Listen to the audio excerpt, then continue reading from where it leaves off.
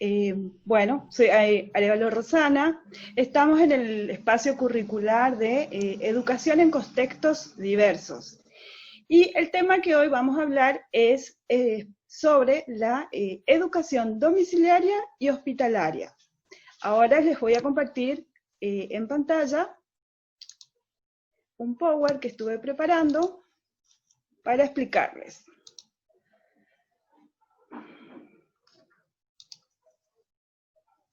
Bien, ¿se ve? ¿Se puede observar? Bueno, está.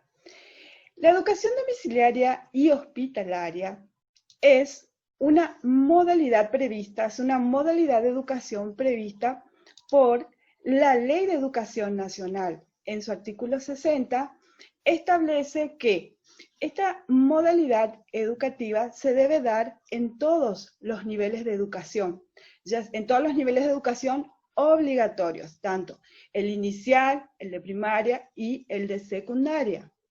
Busca, la finalidad es garantizar el derecho de la educación de estos alumnos que se ven imposibilitados de asistir a la escuela por razones de salud. Entonces, esperen un momentito. Ahí está. Por razones de salud. Así también, esto en el artículo 61 se establece que la ley se busca garantizar la igualdad de oportunidades entre de estas personas o individuos que por algún motivo se ven irrumpidas o imposibilitados de seguir acudiendo a su escuela, a la escuela que siempre va, a su escuela normal. Entonces, ustedes estuvieron observando el video que yo les compartí. ¿Pudieron observar? Sí. Bueno, específicamente... Sí, Rosana. Sí, sí, compañera. específicamente yo me quise abocar acá a nivel provincial. ¿Pudieron observar en dónde funciona acá en la provincia una escuela hospitalaria?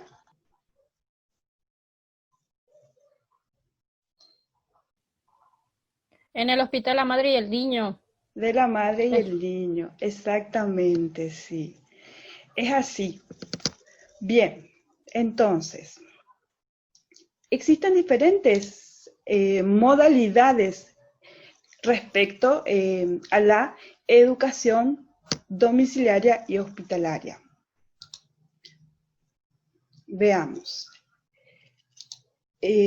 La finalidad, vamos a decir, de esta modalidad es resguardar la trayectoria escolar del infante o del adolescente, siempre y cuando se va a tener en cuenta que este sujeto que integra la educación, ya sea domiciliaria o hospitalaria, se va a tener en cuenta su estado de salud. Hay algunos que pueden recuperarse, salen del hospital, o en todo caso hablamos de un hospital público, especialmente acá en la provincia, porque en otros lugares, como ya sea Buenos Aires, Córdoba, Rosario, hay hospitales y clínicas, hospitales tanto públicos como privados. Entonces, cuando el individuo, o el niño, mejor dicho, sale del hospital y se le dice que debe hacer reposo en su casa, hablamos de una educación de carácter domiciliario. Y cuando debe quedarse dentro del hospital, vamos a decir, de este hospital, es una educación de carácter ya hospitalario. Entonces, podemos decir que la educación hospitalaria comprende la atención educativa de los alumnos que se encuentran internados en los efectores públicos o privados, y siempre se busca la continuidad de su escolaridad. A ver, Entonces, ¿algunos de ustedes conocen algún caso particular de, que estén en esta situación? ¿O algún docente que se dedique a... Acá en Clorinda específicamente lo que hay es más educación de carácter domiciliario. La hospitalaria no existe. ¿Y por qué creen que no existe esa educación hospitalaria acá en Clorinda? ¿Alguno tiene Yo idea? creo que es porque no hay muchos chicos que tengan que vivir en el hospital. Sí, y aparte de esto, no Generalmente son derivados a Formosa cuando tienen es problemas más graves o a otras provincias, ¿no es a cierto? otras El provincias. hospital no alberga a chicos. Exactamente, sí, porque también nuestro sistema de salud no está preparado para albergarlos. Entonces son derivados de Formosa y a veces van directamente al Garrahan. Y ya en el Garrahan sí, ya es un hospital que ya en la provincia de Buenos Aires ya desde 1922 se empezó a aplicar, vamos a decir, este tipo de modalidad, que en un principio dependió de la educación especial, porque se consideró a aquellos alumnos enfermos que necesitaban una dedicación o una educación especial. Entonces, sabemos que entonces dentro de la educación tenemos la hospitalaria y también la domiciliaria. La educación domiciliaria es aquella donde los alumnos, vamos a decir, ingresan al hospital y salen, son dados de alta, pero necesitan hacer reposo en su casa. El docente debe estar al tanto de esta situación y para poder ir a, vamos a decir, a darle clases en su casa.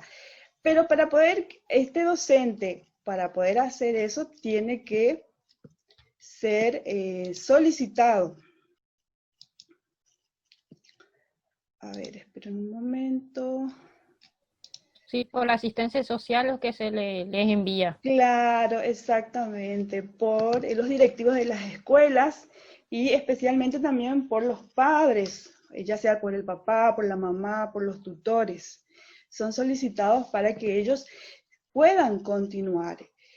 Y acá, por ejemplo, dice, hay dos formas de ingresar en esta modalidad de educación domiciliaria y hospitalaria. El primer caso es cuando el alumno sufre una enfermedad inesperada. Este alumno, dice, debe permanecer internado o en reposo domiciliario. Una vez que sucede, o sea, mejor dicho, se sana o superado el hecho, como dice allí, vuelve a reincorporarse a su escuela. Un segundo caso es el de las enfermedades crónicas. Generalmente no necesitan largos periodos de internación, pero el alumno concurre, vamos a decir, a las escuelas por ciertos periodos y otros periodos no va, no es asistido. Entonces, podemos decir, ¿cuál es el rol del docente en estas escuelas domiciliarias y hospitalarias? O sea, la incógnita siempre está cómo es este docente que presta estos servicios. Tiene que tener en cuenta. En el caso del hospital de la Madre y el Niño de Formosa, ustedes pudieron observar en el video que cuenta con una estructura o con un espacio físico donde los alumnos pueden desarrollar sus clases. Eso se le denomina aulas hospitalarias dentro del hospital. En cambio, hay otros hospitales que debido a sus características no cuentan con esto. Entonces, el docente debe dar su clase al borde de la cama. También tiene que tener en cuenta las características, cómo se encuentra ese alumno, porque sabemos que el alumno que está enfermo pasa por diferentes vamos a decir, por diferentes periodos psicológicos. Está luego el primero, que es muchos chicos niegan su enfermedad. Luego, pasado un tiempo, la van aceptando. O sea, ese trastorno psicológico que les genera la enfermedad tiene que también ser evaluado por el docente, tenido en cuenta, para poder dar sus clases. Hay muchas cosas que hay que tener en cuenta en una, por ejemplo, cuando vamos a dar clases en un hospital, si no cuenta con un aula o un espacio físico determinado. Si tenemos que dar en las salas, si el niño va a estar acompañado con sus padres. También hay que tener en cuenta que esas salas son compartidas con otras personas. Es así que el docente dice, a ver, esperen, está... El maestro dice, desarrolla un proyecto pedagógico. Para poder desarrollar este proyecto pedagógico, tiene en cuenta cuál es la trayectoria escolar del alumno, en qué grado se encuentra.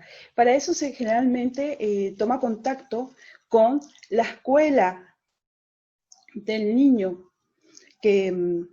al cual deben enseñar.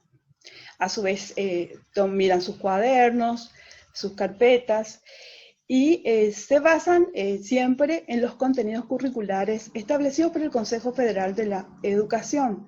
Se establece que deben dar los contenidos mínimos para estos niños, y también tienen en cuenta el diseño curricular vigente de la jurisdicción correspondiente. ¿Se va entendiendo más o menos o no? Sí, compañera, Sí, espectacular. se entiende, Sí, se Rosana, entiende. se entiende. Ah, bueno, bueno. Están muy calladitos. La verdad que es un tema muy... A ver, las docentes que están por ahí, ¿alguna vez escucharon, tuvieron así algún caso de alguna educación domiciliaria? Rosita, Shirley, Diego. No, yo la verdad que desconozco, no conozco ningún caso en particular. Y Diego, que suele estar por ahí más allegado, parece que no está Diego, la verdad que no sé. Yo, sí, no, sí estoy acá. Sí, Diego, vos por ahí que anduviste un poco más. Tuvimos un caso pero no me tocó mucho tiempo compartir con el chico porque en realidad iba a ser así el caso. Era el siguiente: no estaba creado el cargo de educación domiciliaria porque para desempeñarse en educación domiciliaria se necesita, creo, una creación de cargo, te tienen que designar, nombrar, sí. bueno, pero en la escuela 241 del barrio 25 de Mayo, cuando creo que todavía funciona en donde estábamos estudiando nosotros, en la sala de Metri, sí, había un caso de un chico que no estaba acudiendo a clase porque tenía un problema, tenía varios problemas, y como ahí funcionaban 2 docentes en cada grado, se hizo un acuerdo interno en donde uno de los 2 docentes, o sea, se iban turnando para visitar al chico, llevarle las tareas, las fotocopias, porque era un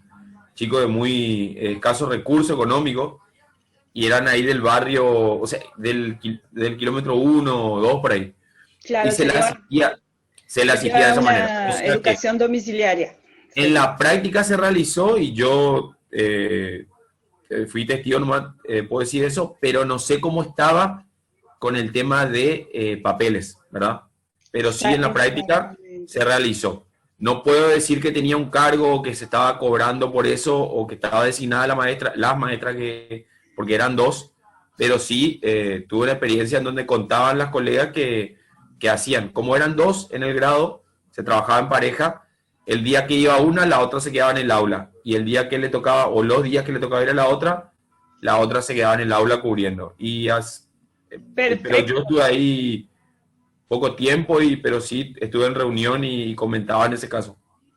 Sí, es bueno saber. Yo tenía conocimiento a nivel secundario que se llevaba la educación domiciliaria, pero primario la verdad que no sabía nada. Exactamente, es así como dice Diego. Para poder tener derecho a esta escuela domiciliaria, permiso, es necesario contar con este certificado médico que acredite que el alumno no puede concurrir, dice, a la escuela de manera regular. Y en el caso para acceder a la educación dentro de un hospital, la referencia es el registro de internación de la institución de salud. El docente que va siempre tiene que tener en cuenta como que tiene que tener un informe también del estado de salud del chico, de ver cómo le afectó, si se siente afectado por esa situación vivida, y ir trabajando todos esos temas para también poder desarrollar sus clases. En un ambiente domiciliario hay que tener un espacio físico, en lo posible, contar con un pequeño espacio, porque ustedes saben que en la casa cuesta muchísimo estudiar, ¿sí? Y tener espacios y todo eso no es fácil. En este caso, por ejemplo, acá se ve que la docente está en el cuarto del niño que está en su casa. Y en cuanto en el hospital, especialmente acá en el hospital de la madre y el niño, las docentes se preparan, tienen un espacio físico determinado, donde ellas preparan todo ya el material para aquellos niños, porque están los niños que pueden trasladarse a ese espacio físico. Bueno, ellas van, primero van a la sala, le saludan al niño, le dicen que bueno, que ya van a empezar sus clases. Entonces, estos chicos se trasladan a ese espacio. Y están aquellos que no pueden hacerlo y que la docente debe dar sus clases en el borde de la cama, e inclusive pues, todos sus materiales a veces de manera, vamos a decirlo, un poco incómoda, ¿no? Pero la vocación siempre la lleva el docente, ¿no? No es fácil. Yo me preguntaba, justamente así como, bueno, está Pablo también con la educación de contexto en encierro, creo que la educación hospitalaria, más todavía esa que se da al borde de la cama, debe ser un poquito incómoda, ¿no? Y hay que tener vocación para eso. Entonces, ya habíamos hablado de cómo se solicita para la educación domiciliaria y hospitalaria. ¿Cuáles son las finalidades, vamos a decir, de esta educación? Dice, garantizar el inicio y la continuidad de la escolarización en todos los niveles, el nivel inicial, el nivel primario y el nivel secundario. Yo estuve así indagando acá a nivel provincial, y acá en la provincia se estaban dictando cursos de capacitación de educación domiciliaria y hospitalaria, específicamente en el nivel inicial. Inclusive, acá tengo el hospital escuela, se llama acá, el que actúa es en la madre del niño, se llama Don Juan Bautista Cáceres. Bueno, dice que cuenta la directora Sandra Leloutre que somos 15 docentes en la institución, con un equipo técnico conformado por un asistente social, una psicopedagoga, 8 docentes hospitalarios domiciliarios, y dice, y porque la función específica es no solo la atención al hospital, sino la continuidad posterior en la parte netamente pedagógica en la trayectoria escolar de los niños. Y cuenta y comenta que hay profesores de plástica, profesores de música, una maestra especial inclusive para niños sordos, hasta cuentan con la MEMA, que era el maestro especial de modalidad aborigen. Después, el siguiente objetivo es mantener la continuidad, dice, de los aprendizajes escolares, propiciar el vínculo con la escuela de referencia del alumno. Eso significa, en el video que yo les había compartido, estaba en una parte donde decía que siempre se mantiene la articulación entre la escuela de origen y la educación hospitalaria que da al docente. Es importante mantener esa articulación para que el día de mañana ese niño, cuando se recupere y se vuelva a reinsertar en la escuela, pueda seguir normalmente sus sus estudios. Después, también tiene por finalidad, dice, propiciar, reducir el ausentismo, la repitencia y la deserción escolar provocada por la enfermedad. Como todos ya sabemos que es de conocimiento, que siempre la Ley de Educación Nacional trata, tiene por finalidad evitarle esta deserción, o sea, combatir, vamos a decir, la deserción escolar. Es por eso también que, vamos a decir, que está dentro de sus finalidades y objetivos el reducir ese ausentismo y la repitencia. También se busca reducir los efectos negativos derivados del aislamiento y favorecer los procesos de socialización. Como ustedes ya saben, que venimos leyendo sobre psicología y a Vygotsky, que ya estamos cansados, pero sabemos que él habla de que la socialización también actúa, o sea, lo social y cultural es importante para el aprendizaje del niño. Es así que ella cuenta justamente, esta directora Sandra Leloutre, el caso de Mauro, dice. El niño que viene de otra localidad del interior provincial. Hace 3 meses que está. Y las clases de la escuela hospitalaria le dan energía, alegría y desea aprender. Hoy está cumpliendo 14 años entre la comunidad educativa y el personal hospital. O sea, podemos ver que también le incentiva al niño o al adolescente. El adolescente dice que en Formosa generalmente va al hospital central, que también prestan ahí estos servicios educativos. Bien, ¿se entiende? Hasta ahí vamos llegando. ¿Alguna pregunta? ¿Se entiende bien, Rosana? Bueno. Yo quería decir nomás que sabemos que la finalidad de esta educación es que los alumnos sigan manteniendo ese derecho a educarse que tienen por los alumnos que están imposibilitados, ¿no es cierto? Exactamente. Pero sí. es un derecho, pero muchas veces, como vos dijiste, hay que presentar esos certificados y hay veces que tardan un montón en regularizar todo eso. Yo conozco un caso de una prima mía que tenía una nena que se lastimó la pierna y no podía caminar, no se podía ir a la escuela. Esta vive en Belgrano, en Buenos Aires, va a un colegio privado, todo, pero para regularizar que vengan a darle la educación domiciliaria tardaron como más de un mes. Y ni hablar cuando es una escuela pública.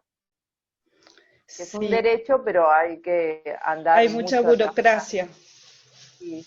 Mucha burocracia por detrás. ¿Eso sucedió allá en Buenos Aires? Sí. Sí. Ah, qué raro. El año pasado me contaba mi prima, encima es un colegio privado que paga un montón, pero igual tenía que presentar un montón de certificados de por qué la nena no podía asistir. Sí. Ah, sí, no se da así nada más el derecho a esta educación. Bien. Y después en las escuelas públicas no hay designación, entonces también tarda.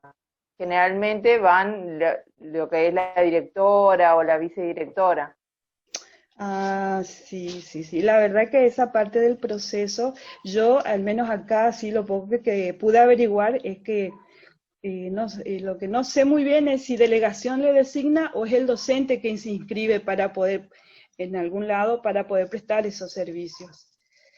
Como dijeron, es también contratado de manera específica. O sea, un docente, por ejemplo... Rosana. Sí. Yo lo que sé, pero del nivel primario, por ejemplo, es que no hay ningún lugar donde ir a anotarse, justamente por eso antes había muchos problemas. Por la parte de domiciliaria hospitalaria, la verdad que no sé. Y se habían designado una serie de profesores, tanto especiales como también había maestros, pero no sé cómo se les designaba, ¿sí? No es así como tenemos nosotros que irnos a inscribir, claro, para las modalidades, para EIB, para modalidad adulto, bueno, esto no tiene una inscripción así como nosotros conocemos en primaria, pero sé que hace unos años se designó.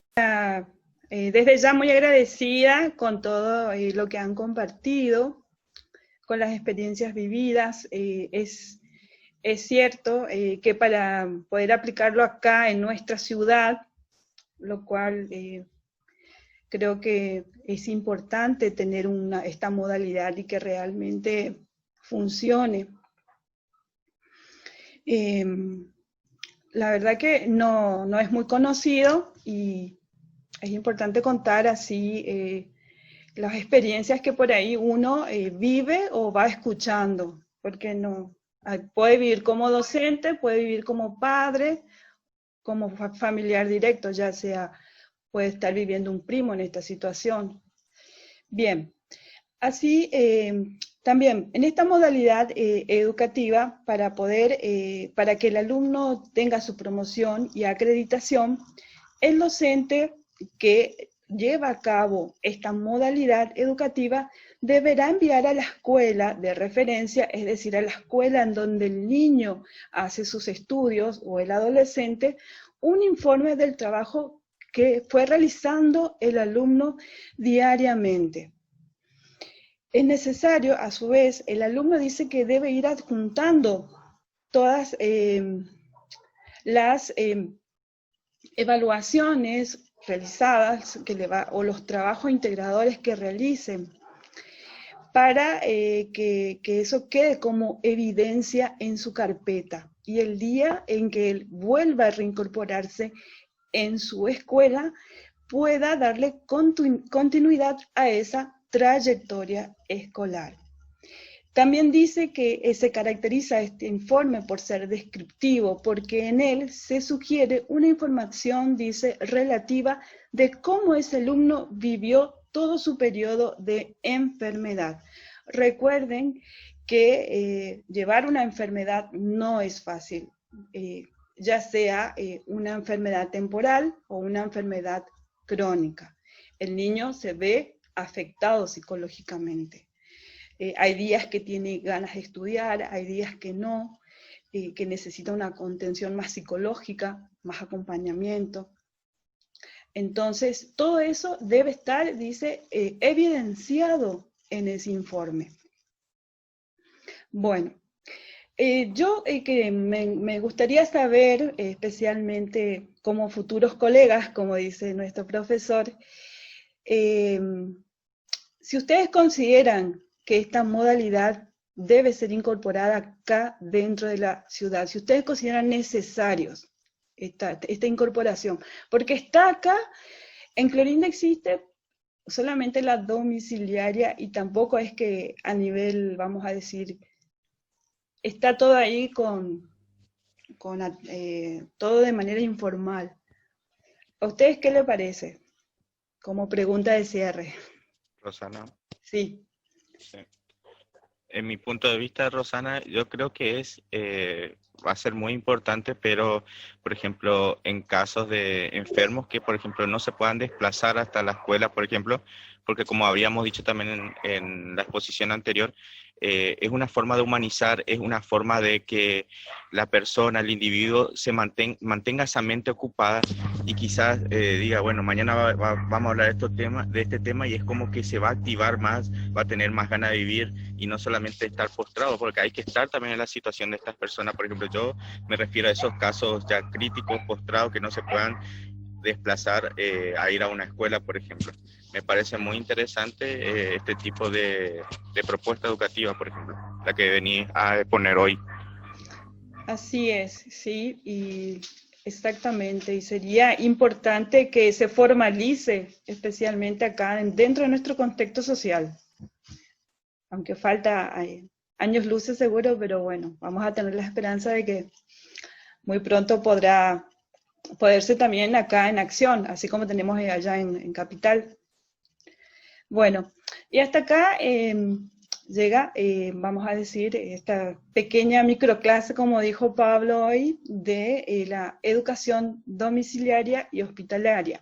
Si bien Hay muchos, es bastante amplia. Yo principalmente me faltó tocar más, profundizar más en los trastornos psiquiátricos, por ejemplo, que le genera el sujeto. Que ya, eso ya es un poco más profundo. Porque inclusive hay autores que estudian con respecto a esta situación, los diferentes procesos que va pasando el alumno. Y que todo eso tiene que tener en cuenta el docente que va a estudiar ahí. También tenemos que saber que el docente que va ahí no va para darle la comida, dice. No va para darle la comida al enfermo, ni tampoco dice que su función es de payamédico. Así dice la lectura que estuve, vamos a decir, la bibliografía que estuve leyendo. Y bueno, muchísimas gracias por su atención. No sé si alguien quiere agregar algo más. No, se entendió re bien, Rosana. Bueno, me alegro. Sí, es un tema también bastante interesante y creo que el docente también tiene que estar acompañado de psicopedagogos y personas que lo orienten para, como vos dijiste recién, no va para darle la comida, pero si se presenta una circunstancia, creo que también tiene que estar preparado para un montón de cosas. Así es, no, eso es lo que yo hoy decía, no es fácil ser un docente que presta esos servicios porque hay que estar bien preparado, exactamente. Bueno, profesor, ¿algún comentario? Sí. Saludo con el cierre. Sí, profe. En este sentido, bueno, fíjense que todo esto gira en torno al derecho a la educación y cómo al Estado, ya, este concepto, el Estado argentino y los estados provinciales en su mayoría, así como por ahí ustedes habrán alcanzado a ver en comparada, la mayoría de los estados provinciales argentinos, en consonancia con el Estado Nacional y con las leyes, la Constitución y las leyes educativas, es decir, toda la política educativa argentina gira en torno a la idea de la educación como un derecho social, un derecho político, por supuesto que un derecho civil, para empezar, obviamente, pero más que un derecho civil, es un derecho político y un derecho social. Y el Estado argentino, por lo menos en los papeles, se encarga de que este derecho pueda ser ejercido plenamente por todos los ciudadanos, es decir, garantiza el ejercicio de este derecho. Esto en los papeles. Después, en la realidad, bueno, nos encontramos con algunos problemas que ustedes ya están viendo. La mayoría de ustedes conoce de los límites que la educación tiene en ámbitos normales, entre comillas. Imagínense los problemas que la educación tiene en ámbitos que no son normales. O sea, el derecho por ahí no puede estar tan garantizado como por lo menos en los papeles se pretende. Pero bien, la idea es esta, ¿no? Ir comprendiendo esta cuestión, que también está vinculada con lo que veíamos en sujeto. No sé si recuerdan, la mayor parte de los textos de sujeto 3 giraban en torno a esta idea también, ¿no? Entonces, bueno, ¿en qué situación se encuentra la educación en la Argentina? Entendida como un derecho. Y estamos complementando eso nada más. Bien, Rosana, muy bien. Bueno, los demás, bueno, les digo, estas clases, tanto las de Diego como las de Pablo ahora y Rosana, les sirven a ustedes como parámetros, es decir, de aquí tienen que salir, de aquí en adelante tienen que salir mejores clases, ¿sí? Clases mucho mejor preparadas, es decir, digamos que los chicos les están poniendo un piso, no pueden ir por debajo de ese piso, tienen que ir por encima. Así que es todo un desafío para los demás. Nos vemos la semana que viene con las clases de no sé quién. Yo después les voy a pasar unos comentarios por escrito en el grupo de WhatsApp. Muy bien, Rosana. Bueno, profe, le envío la grabación.